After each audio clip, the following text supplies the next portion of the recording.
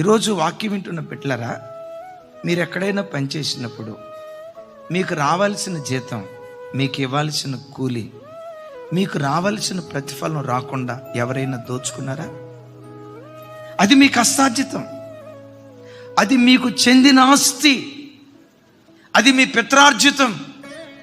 మీ కష్టార్జితం మీకు రాకుండా కొంతమంది రాబందులుగా మరి మీ కష్టార్జితాన్ని దోచుకున్నారా?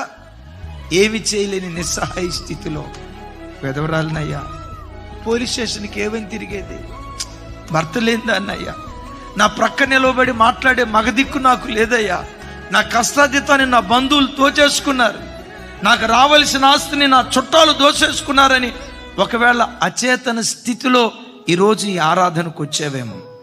ఇశ్రాయేలీయుల మీదకి దిగి వచ్చిన దేవుని కటాక్షం యేసు నామం పేరిట ఈ దినం నీ మీదకు దిగి వచ్చును గాక.